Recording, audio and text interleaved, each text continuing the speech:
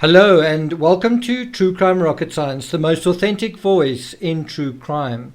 This is episode 5 in our ongoing review of the JonBenet Ramsey timeline. And in this episode we're going to be talking about something that you again may not have considered for some time if you've been even a kind of a scholar of the JonBenet Ramsey case, and that is the dog. JonBenet had a little dog, and we're going to look at some of the archival information about this dog.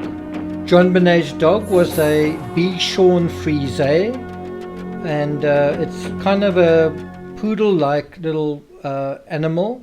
It kind of looks very fluffy and almost like pieces of cotton wool cobbled together with a little dog's face in it.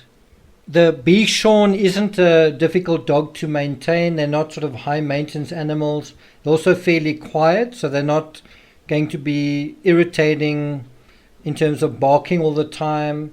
They also get along well with children, so there shouldn't have been any problems with that in the Ramsey household. In this episode, I'm going to take you through 3 or 4 different narratives. I'm going to take you through the narrative of another housekeeper. Bear in mind we dealt with 2 housekeepers in the previous episode. We didn't deal with Linda Wilcox. We're going to deal with what Linda says about the dog. The dog's name was Jacques. We're going to get her version of events on that. We're also going to look at the Ramsey's reference to Joe Barnhill, the neighbors who often looked after the dog. So I'm going to be referring to what they say about that in The Death of Innocence, their book about the case. Then I'm also going to look at Patsy Ramsey's testimony, so what she told the Boulder police in 1997 and a quick reference in 1998. And so those are basically the sources of information on the dog. And finally, I'm going to take you through to a article, but I will post a link to that article in the description. I think the article is Poor Little Miss Colorado, and then there's a description about the dog and a discussion with a neighbor in that. Okay, worth playing for. Before we get to that, if you haven't subscribed yet to the channel, please do like, share, leave a comment. On the Patreon channel, we are starting the audiobook of The Craven Silence tomorrow, and that'll be available on the $5 tier. So if you're interested in the Ramsey case, head on over to Patreon. On this channel, the next episode after this one will be looking at the current talk about Bella. That will be in the episode following this one, so look out for that. And let's get started. Now, we can spend quite a lot of time talking about the Bichon Frise breed. We can talk about their temperament and all that kind of thing. I'm not really going to do that. You guys are free to go and read up about this breed of dog on Wikipedia and elsewhere. What I am going to talk about is the specific experience that the Ramseys had with this little dog, as well as other people who knew the Ramseys. Okay, so we're going to start with Linda Wilcox, the housekeeper, and I'm getting this information from a radio interview conducted with her by Peter Boyles, and he kind of asked her the question, and this is quoting from the interview: Jacques the dog, and some people spell it Jacque without the S. I've spelled it with an S, but I guess you can pick your spelling. Just kind of strange that you'd spell it like that, but anyway. Jacques the dog, JonBenet's dog. The dog was given to the people across the street. A lot of people have talked about where was the dog that night. The dog had been given to the neighbors because the neighbors, quote, liked the dog, and so the dog lived there. What can you tell us about the dog? So in this brief introduction, Peter Boyles, I think, was quoting from a magazine or newspaper article and saying, well, even though the Ramseys owned this dog, even though it was JonBenet's dog, because the neighbors liked the dog basically lived there. Does that make sense? So the dog kind of wasn't actually being looked after, wasn't actually living with the Ramseys for the most part. And we're going to get to that kind of in a bit more detail. So I just want to give you a good idea when this discussion took place. It was the Peter Boyle's radio show on July 21st, 1998. So essentially a year and a half after the incident, okay? So this is Linda's response to the questions about the dog. Why was the dog kind of at the neighbor? What is all that about? And so Linda responds, well, first of all, Patsy didn't want a dog. And she didn't want JonBenet to have a dog. This particular dog didn't get the potty training thing down very well. He tended to leave puddles. He was pretty much relegated to the wood floor at the bottom of the spiral staircase and out the side door off the patio. However, John told Patsy to get JonBenet a dog. So let's just stop there for a moment. So Patsy didn't want a dog, and she didn't want her daughter to have a dog, right? And the other thing is that the dog wasn't potty trained. The dog wasn't very good at that aspect. Now, I know when I first investigated this case, I had some experience with dogs growing up and with friends and so on. I can definitely talk with some authority now about dogs because I got my own dog this year in around about March. I got him as a 6-year-old puppy, and I've had to deal with lots of different things with this dog. I've had to deal with the potty training aspect. I've had to deal with lots of other issues. And so my impression, based on what I'm reading this time around, is that it seems quite clear that the Ramseys, the dog that was in the care of the Ramseys, seemed to be quite neglected. And I think it's hard for a dog not to be neglected if there's the sense of not wanting a dog or not, I won't say not liking a dog, but if you don't really want a dog, I think you are going to tend to neglect it. You're going to sort of just react to things that it does all the time. You're not going to be proactive. You're not going to be doing things that you want to do. You're going to be doing things that you have to do, I guess. Does that make sense? So I think just in the most basic sense, the fact that this dog wasn't potty trained is already showing you that, wow, didn't have time for that, because it's not that hard to potty train a dog. It takes a little bit of care and attention and regular action, I guess. And my dog is potty trained, and I know what went into that. I'm sure you guys do as well. But I do think that there's a weird parallel here. Is the dog wasn't potty trained, and neither were the children. Neither were Burke or JonBenet. They were sort of wetting their beds at the time of this incident.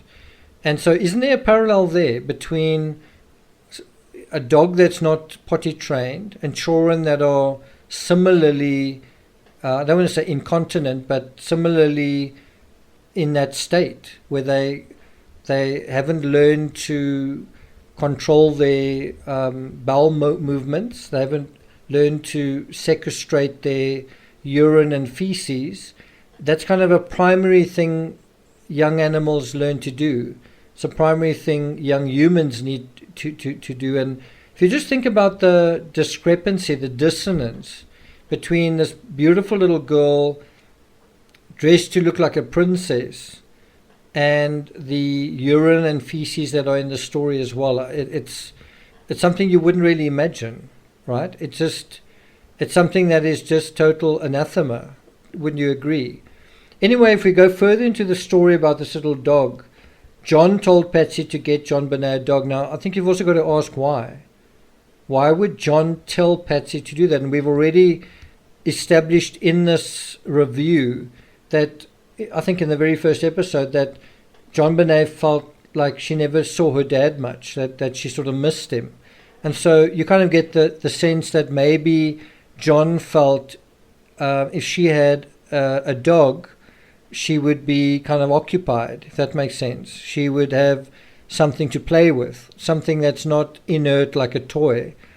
And I can tell you, when I got a dog, when I got Timmy, it was in the middle of lockdown in my country, and some children that live in the neighborhood were absolutely delighted.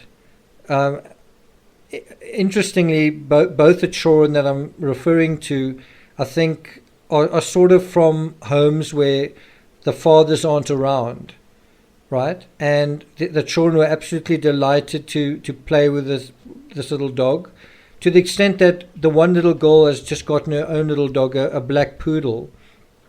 Very, very small little dog at the moment. I think he's also only about 5 or 6 weeks old. But often I think there is that sense of when a parent's not home a lot, a parent, that you can maybe buy a child I won't say a substitute, but a pet can sometimes quell that sense of loneliness, right? And that is besides just the fact that children love animals. Well, most children do. I did experience another single parent household. I was just living upstairs where the little girl was actually cruel to animals. I won't tell you too much about that, but that's the other side of it. And anyway, so Linda says that she got the dog from a pet store, and that this is her word. She says, I came there one day. His name was Jacques, a little guy, a cute little furball. Well, one day the dog went to the vet and came back, but the dog that went to the vet was smaller than the dog that left. And I had said something to Patsy the next week. I walked in and I asked Patsy what happened to Jacques, and she's like, what? And I said, this isn't Jacques. And she's like, shh, don't tell anyone. Don't tell anyone. No one else knows. And so it turns out the first dog had something wrong, like some kind of liver disease or something, and it was dying. It was a bad dog, so she called the pet store and made a switch before anyone knew. Now, it's hard to know what to make of that, but you kind of get the sense that Patsy went to the pet store, went to the veterinarian, I guess, and returned with the same kind of day with a different dog. And that kind of is almost, I won't say it's psychopathic, but there's something pretty disconcerting about that, wouldn't you say? It also just seems like the dog was just replaced, just like that. Just snap of a finger. And almost like it's okay if a dog deteriorates, you can just replace him, right? I'm just saying that's the impression that you get. And the other issue that comes out of this whole situation is, why did this dog deteriorate? Why did this dog get sick? Why did the dog have to be put down? Because I don't get the feeling it was a very old dog. I don't think it had been around for very long before it was done away with. And so you've got to ask why. Like, what was wrong with that first dog? Now, it could be that they bought a dog that was sick to begin with. That is possible. But in the situation that we're dealing with, where a child actually died in the situation, you've also got to ask yourself, could there have been a situation that the dog, not enough attention was paid to the dog? In more than one respect. I mean, if you're not giving the dog potty training, are you caring for it in other ways that it should be cared for? Then Linda Walcock's ad, she says, one more thing. I think the first summer, the summer of 94, they took the dog with them to Michigan. Patsy took care of the dog. John took no responsibility for it whatsoever. He tolerated it at best. And if it got anything of his, heaven forbid, I don't know this, but I think they got rid of the dog because when they were in Michigan, they were busy with pageants. They were doing other things and there was no one to look after the dog. I think they gave it to the neighbors, and that's correct. When they left for the summer because they didn't want to hassle with the dog. Life was good for them until it was inconvenient. So this is quite an interesting an opinion from Linda. Bear in mind, the other housekeeper was saying they didn't give the kids enough responsibility. Now, something like having a dog is a responsibility. I know my dog is a responsibility. I've had to vaccinate it, I think 3 or 4 times already. And anyway, it definitely is a big responsibility. And children do need to take some of that responsibility upon themselves. It might be feeding or cleaning or grooming or walking or whatever it is. And so, yeah, you have another housekeeper talking about this not taking responsibility. And this is just for an animal. And now, if you think about what happened to JonBenet, could there be a link there? Not taking responsibility for that, avoiding responsibility for that.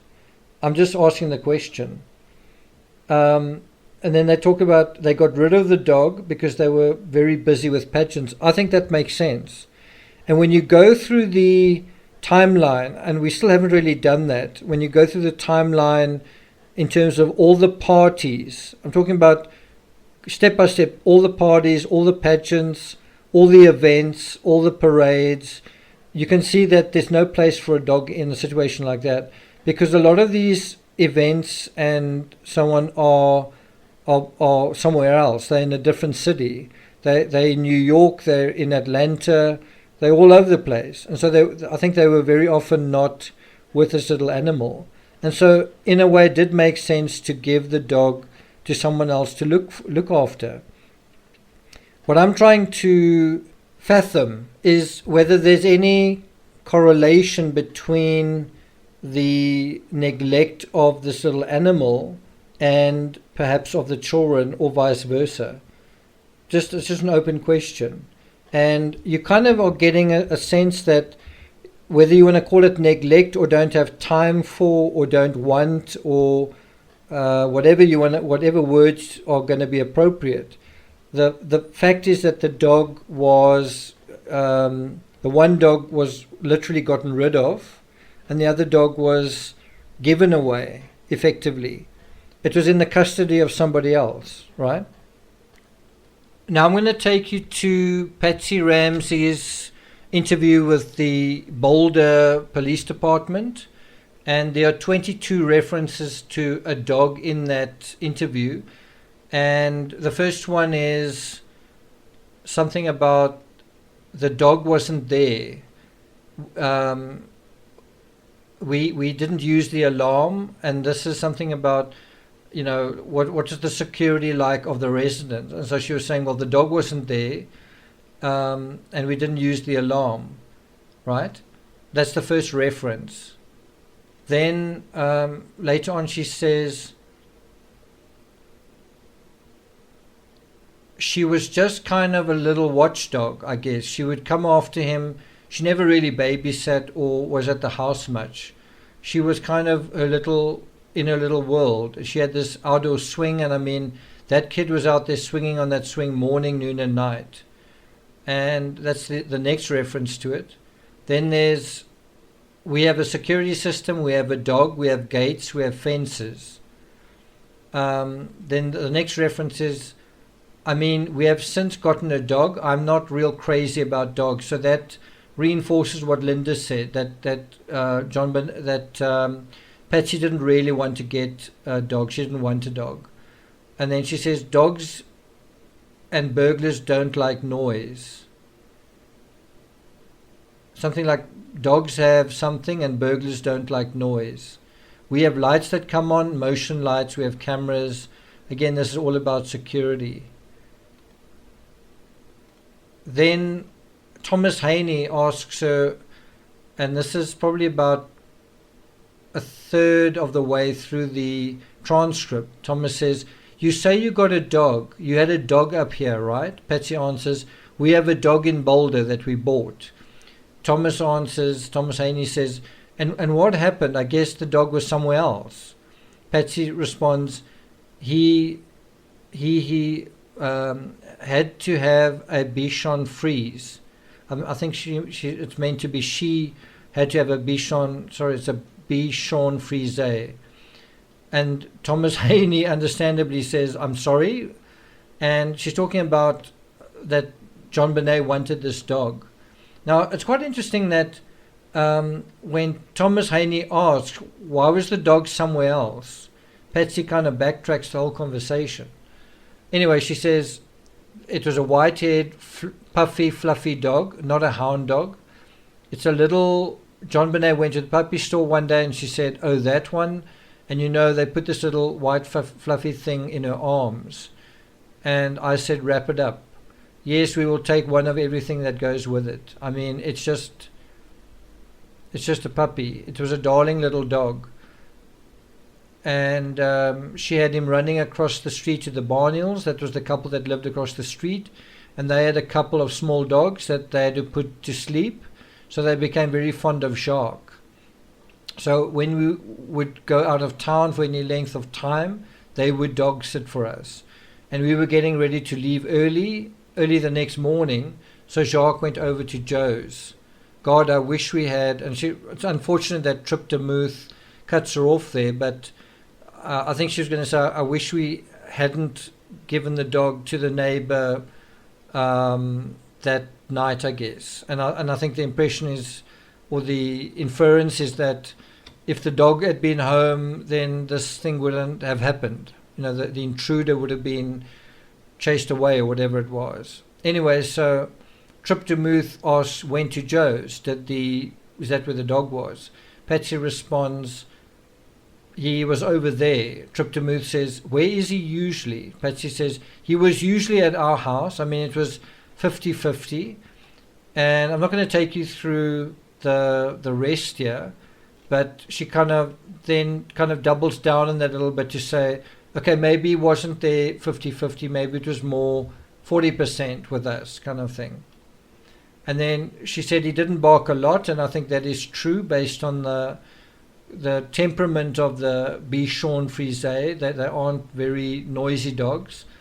But she says he could bark, I think, and he was good with the kids, and the kids were romping all over, etc., etc.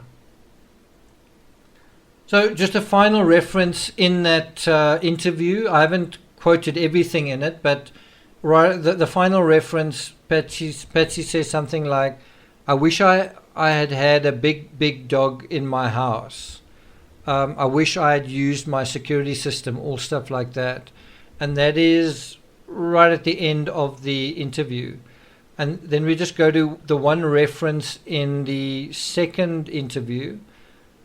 It's really not long. She says, I think it's Trujillo asks her, how often do you talk to the Barnhills, or have you talked to the Barnhills in the past?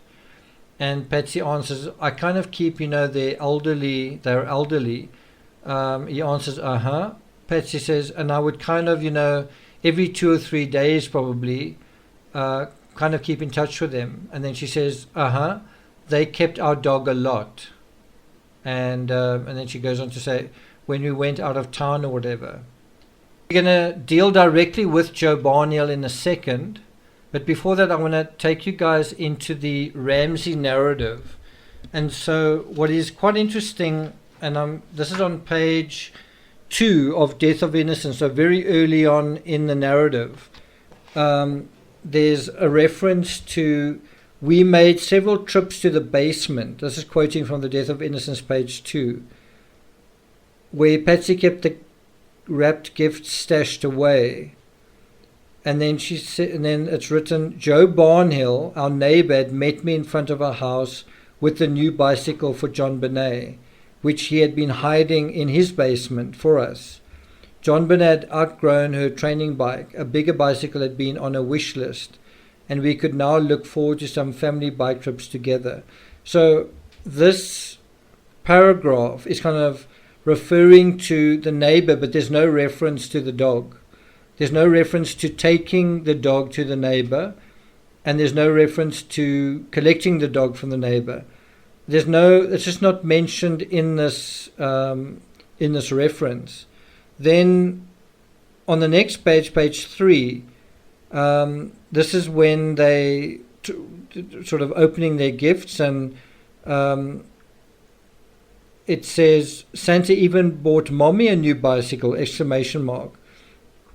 And Patsy grinned, saying that the bicycle was mostly for the kids' benefit. And then there's sort of a thing about how all the children were so happy with their gifts. And effectively, in the book talks about JonBenet got a bicycle and Patsy got a bicycle on page 2 and 3. And you may recall in the interview with Dr. Phil, Burke says that he got a bicycle. Well, why not say that in the book? And also, if you think about it, why hide JonBenet's bicycle away? Like, why hide it away? I mean, other gifts weren't hidden away. That was the only gift that was hidden away. Why do that? I think it's just an interesting question. But for me, it is quite interesting that there's no, even where Joe Barniel is mentioned, there's no mention of the dog. And I can't find, there might be a mention of the dog in Death of Innocence, but from where I've looked, I can't really find it. It's not something that is very easy to find, interestingly enough. Then now I'm going to take you to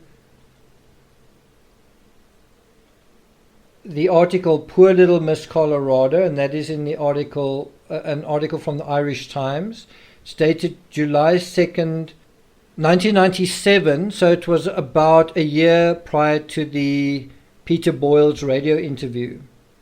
So I'm just going to quote from this article, and as I say, I will put it up in the description.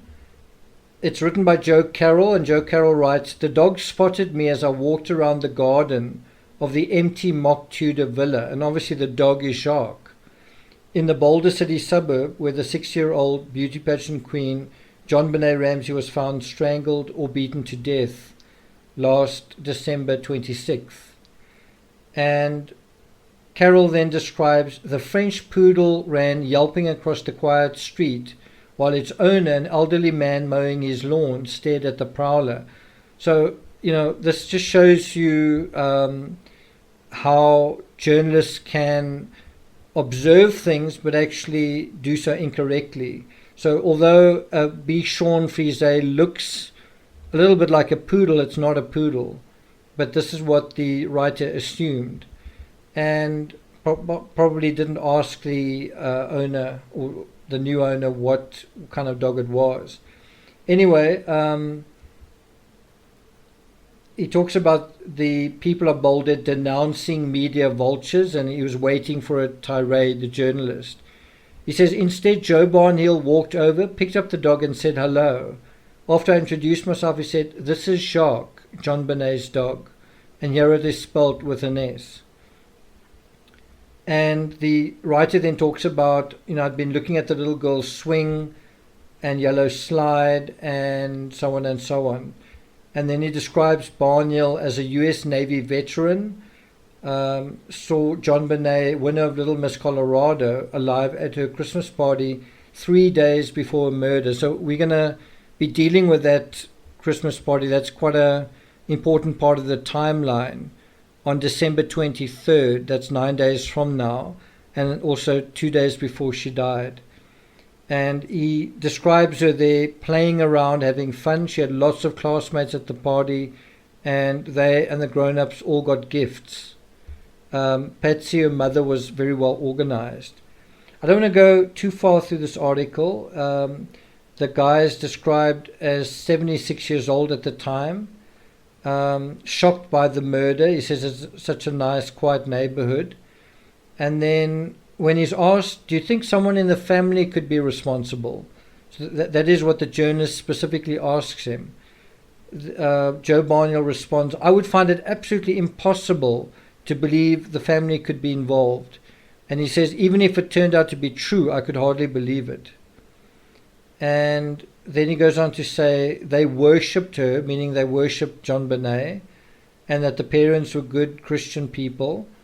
And finally, I just want to touch on one thing, that at the time that this article came out, so around about 6 months after the murder, it describes the sleazier tabloids have openly accused the Ramseys of involvement in their daughter's murder, but without any hard evidence beyond the undoubted difficulty of explaining how an outsider could have broken into the Ramsey home, beaten and strangled JonBenet, taken her body to the cellar, written a 2.5-page ransom note, and then disappeared without anyone in the house seeing or hearing anything. They're just describing what is being thought about at that time. He also describes Patsy giving 5 different samples of her handwriting, because obviously there was some suspicion that she may have written the ransom note. John Ramsey had given 3 samples at that time. And then the writer also says, it seems incredible that the Ramseys only agreed to be formally interviewed by the police 4 months after the murder, although they had submitted samples of blood and hair 3 days after the body was found. The writer then writes, the day after their separate interviews with the police on April 30th, the 2 Ramseys called a press conference to declare their innocence again. So I'm going to leave you to go and read the rest of that article on your own. It's quite a well-written article, certainly for its time. If we now refer to the Daily Camera, if you go a little way down the article, it refers to when JonBenet died, Joe and Betty Barniel took Jacques permanently. So what that sort of shows is that the dog was sort of there to be played with occasionally by JonBenet, but otherwise no one really looked after or cared for the dog. Does that make sense? So in other words, when JonBenet was no longer there, the dog just was permanently with the Barniels. And I think that does show you that the dog wasn't cared for in the Ramsey home. I think I'm just going to share a quick little anecdote with you guys just today. I don't often leave my dog alone. I'm actually with my dog every day because I work from home. But today I wanted to do some grocery shopping, and I needed to fetch a printout from a friend of mine who lives just around the corner. And so obviously I left my dog at home when I went grocery shopping. It's not far away. And I was kind of tempted as I left the supermarket, because it's very close by, why not just quickly head down to my friend and do what I needed to do. And I kind of just felt like, although I'd already walked my dog earlier today, I sort of thought, well, he would appreciate seeing my friend's dogs, just kind of to say hello. And when I took my dog for a walk earlier today, he also kind of greeted 2 Yorkies, so he did have a little bit of interaction. But just knowing that how much he appreciates getting out, I went from where I was at the supermarket back home, even though I had some little bit perishable groceries, some ice cream, some vegetables, milk, meat, and all that kind of thing. I just stopped, picked the dog up, and went to my friend. I wasn't at my friend for very long, but I thought my dog would appreciate that, and so that was a gesture I made to so that he would get a little bit of interaction and get out a little bit. And all I'm saying is, obviously if I hadn't done that, that doesn't mean I'm neglecting the dog. It just means the fact that I did do that means I'm thinking about the dog. I'm thinking about the dog's welfare, the dog's happiness, kind of thing. And I just want to compare that to the Ramsey family to say, would they do that kind of thing? And obviously them giving the dog to the neighbor, that's great. The dog is taken care of. But in terms of them taking care of the dog themselves, I don't think that was the case, because I think they were all very busy. I think John Ramsey was very, very busy with his business. I think Patsy was very busy with her activities and charity and all that kind of thing. And I think JonBenet was very busy with her pageants and her activities. Have I left anyone out? So anyway, I'm not going to take it further than that. In the next episode, I'll be dealing with Randy Simons, the other photographer of JonBenet. And as I said earlier in this episode, look out for the next episode on Chris Watts, dealing with the current craziness around what happened to Bella Watts. Once again, if you haven't subscribed to this channel, please do like, share, leave a comment. And if you're interested in buying cheekily authentic TCRS merchandise, head on to Teespring. There's a link for that in the description. You can buy buffs, socks, shirts, hoodies, and mugs. So take your pick. Thank you for listening, and I'll see you guys next time.